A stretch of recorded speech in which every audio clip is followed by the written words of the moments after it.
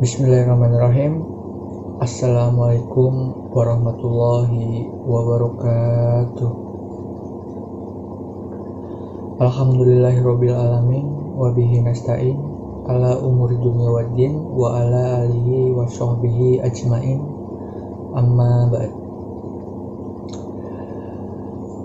Puji syukur kehadiran Allah Subhanahu wa taala, Tuhan yang selalu memberikan rahmat dan hidayahnya kepada kita semua, sehingga kita bisa berkumpul di acara pada siang hari ini dengan keadaan sehat tanpa kekurangan suatu apapun. Salawat serta salam selalu kita curahkan kepada junjungan Nabi Agung Muhammad Sallallahu Alaihi Wasallam yang kita nantikan syafaatnya di hari akhir kelak. Di sini saya akan membawakan pidato mengenai pentingnya pendidikan dalam kehidupan, atau bisa disebut dengan pentingnya menuntut ilmu di dalam kehidupan. Sebagaimana yang telah kita ketahui bahwa pendidikan adalah proses pertukaran pengetahuan, sikap, perilaku, dan nilai dari satu orang ke orang lain.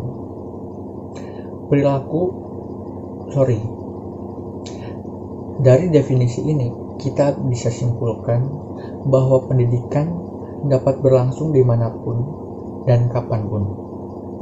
Pendidikan bisa terjadi di sekolah, masjid, rumah, baik siang maupun malam. Jadi untuk belajar itu tidak ada batasannya.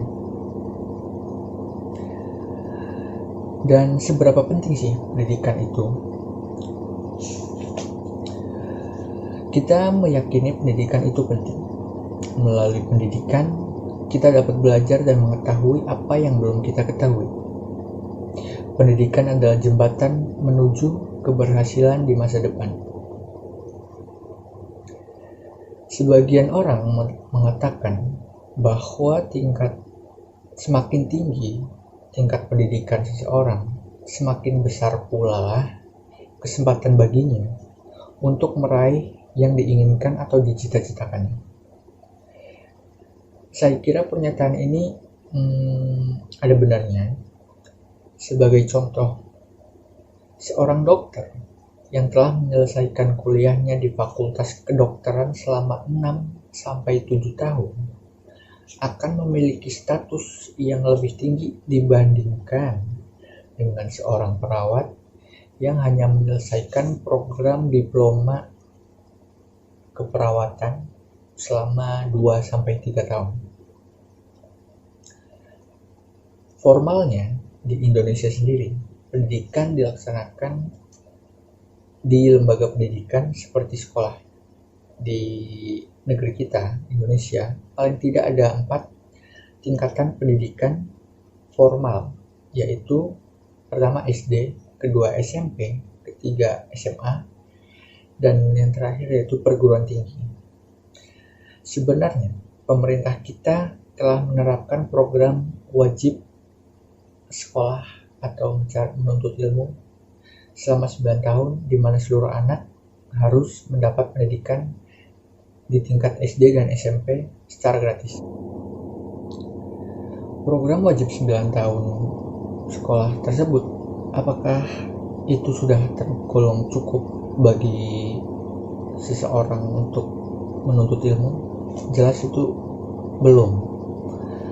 Karena saya kira hal itu tidak cukup. Kita harus melanjutkan pendidikan formal ke jenjang yang lebih tinggi lagi, seperti SMA dan terakhir yaitu perguruan tinggi.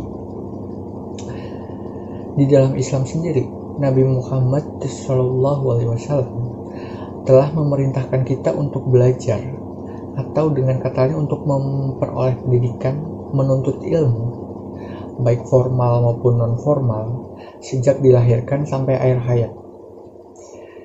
Dalam hal ini, Islam memiliki konsep pendidikan yang lebih baik, yaitu pendidikan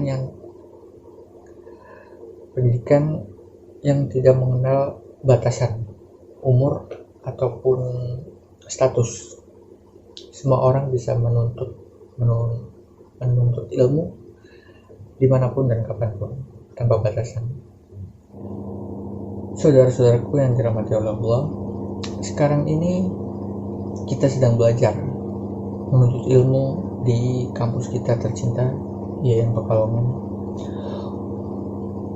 Di sini kita belajar berbagai macam pelajaran seperti bahasa asing, Al-Quran, hadis, matematika, dan sebagainya.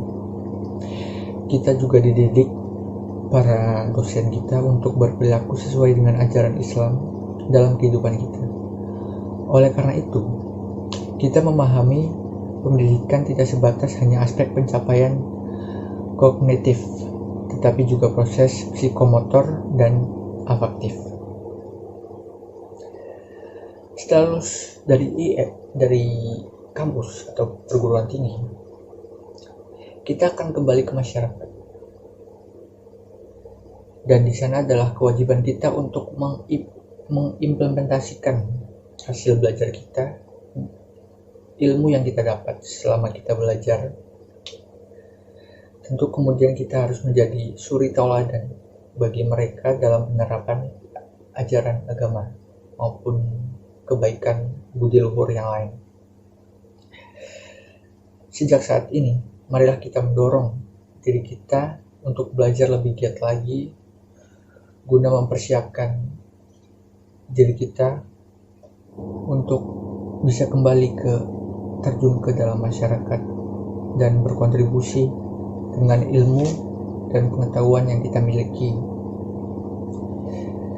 Kita tidak boleh menjadi mahasiswa yang malas belajar. Semakin giat kita belajar, maka semakin baiklah hasil pencapaian prestasi kita kelak. Karena ingat, usaha tidak akan mengkhianati hasil.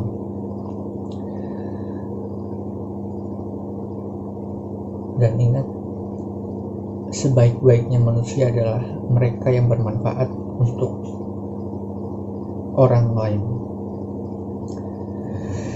Saya cukupkan sekian apa yang dapat saya sampaikan dalam pidato ini.